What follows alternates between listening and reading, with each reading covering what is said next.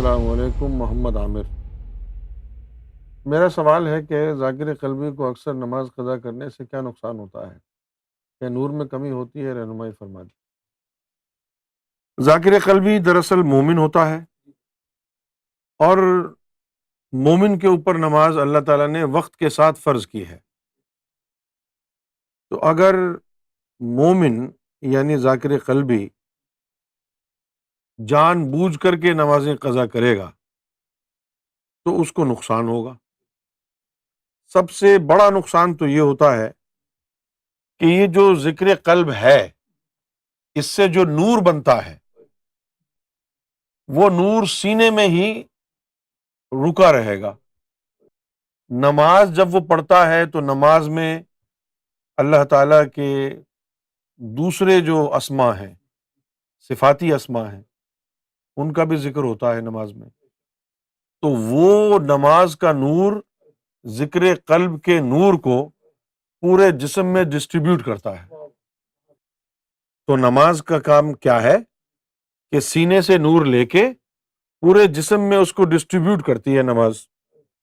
اور اگر پھر آپ نماز نہ پڑھیں، نماز ادا نہ کریں، تو سینے میں گھٹن رہے گی، اور گھٹن کے ساتھ ساتھ جو ہے پھر ہو سکتا ہے کہ آپ کے اوپر مجذوبیت کے دورے بھی پڑنے لگیں، اور کاہلی آ جائے، سستی آ جائے۔ اس لیے جو ہے وہ نماز کے بارے میں قرآن مجید میں اللہ تعالیٰ نے فرمایا ہے کہ اقیم الصلاۃ لذکری۔ بظاہر تو اس کا ترجمہ یہ ہے کہ میرے ذکر کے لیے نماز قائم کر۔ اب اس کا معنی کیا ہے نہ آپ کو پتہ ہے نہ مولوی کو۔ زیادہ سے زیادہ آپ کیا کہیں گے کہ نماز قائم کر میرے ذکر کے لیے، اس سے مراد یہ ہے کہ اللہ کا ذکر کرنا ہے تو نماز پڑھ لو۔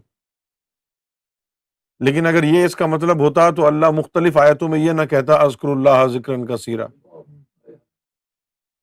تو اس کا مطلب یہی ہے کہ میرے ذکر کو پورے وجود میں پہنچانے کے لیے کہ تیرا جسم میرا ذکر بن جائے، پورا تیرے رگو پے میں ذکر سما جائے، اس کے لیے پھر تجھے نماز قائم کرنی ہوگی۔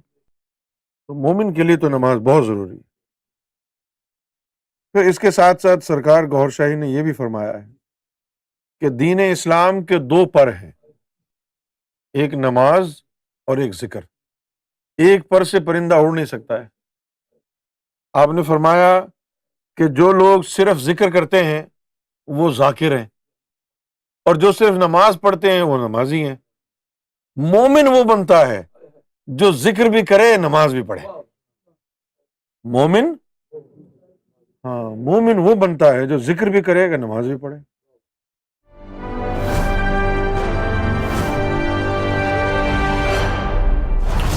TV, bringing light, love, and peace in your life.